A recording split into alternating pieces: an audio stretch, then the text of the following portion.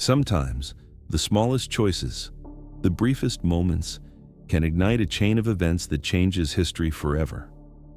This is the butterfly effect, where one tiny cause unleashes consequences beyond imagination. We all know how the Roman Empire fell, but few know how it truly began. What single mistake set in motion the collapse of one of the greatest civilizations the world has ever seen? It all began on August 22nd, 408 CE. Inside the marble halls of Ravenna, the Western Emperor Honorius sat behind a golden desk, trembling. He was just 23 years old, paranoid, frightened, and haunted by his own shadow. Before him lay a document, an execution order for his greatest general, Flavius Stilicho, the man who had saved Rome from annihilation, the man whose armies had held back the barbarian flood for decades. The ink dried, the order went out. And that, according to chroniclers like Zosimus and Olympiodorus, was the moment the empire began to die.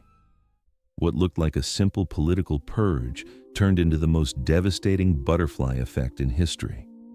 Within 2 years, Rome, the eternal city, would be sacked for the first time in 8 centuries. Not by foreign conquerors, but by chaos born from inside its own walls. It all began with fear. By the early 400s, the Western Empire was a crumbling relic. Corruption spread faster than tax collectors. Cities were shrinking, borders collapsing, soldiers unpaid.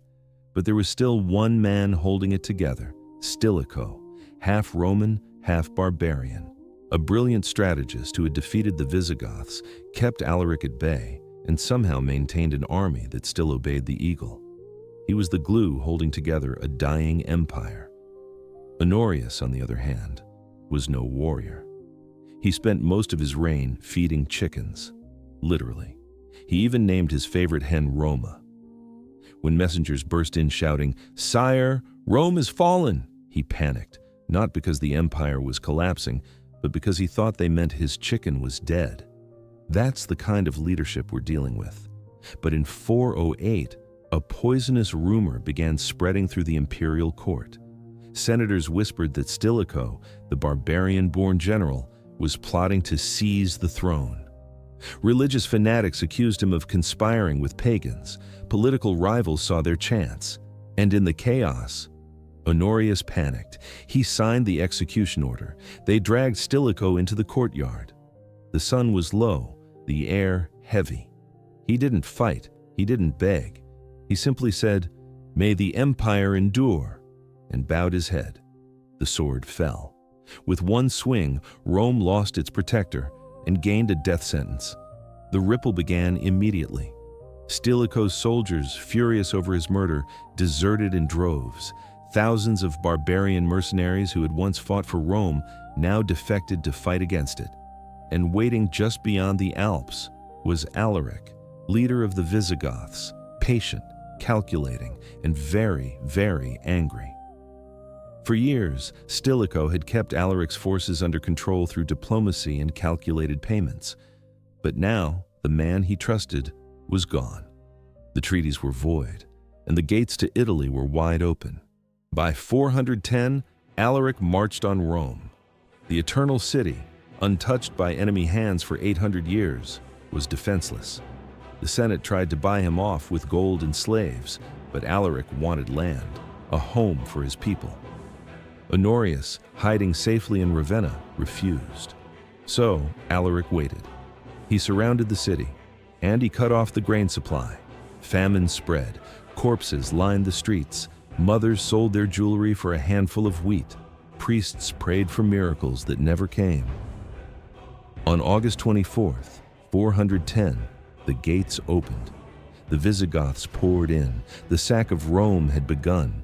Fires lit up the night sky. Marble statues shattered. Temples and villas were stripped bare. Some say Alaric ordered restraint, no slaughter, no burning of churches. But the damage was already done. The unthinkable had happened. The city that once ruled the world had fallen to its knees, and every scream, Every torch, every broken column could be traced back to one emperor's fear and one man's death. That's the butterfly effect of history. A tiny shift in judgment, a single heartbeat of paranoia, a pen stroke that ripples through time like a thunderclap. Because without Stilicho, Rome lost not only its greatest general, it lost its stability.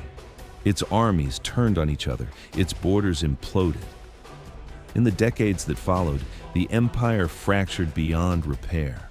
Vandals, Visigoths, Huns, they all took their turn carving up the carcass. But this wasn't just politics. It was chaos, the kind scientists talk about when a butterfly's wings can cause a hurricane across an ocean. The Roman Empire wasn't destroyed overnight. It was undone by countless small tremors, greed, famine, mismanagement. But Stilicho's execution was the crack that made the structure crumble. Imagine the empire as a vast, delicate machine, gears and levers balanced for centuries. Remove one cog and the whole mechanism begins to shake. That's what Honorius did. And once the gears started grinding against each other, there was no fixing it.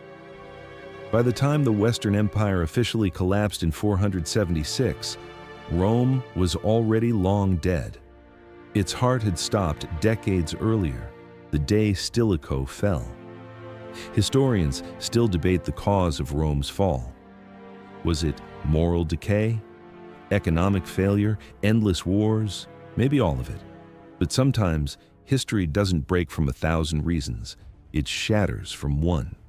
The tiniest mistake in the wrong moment can change the course of the world.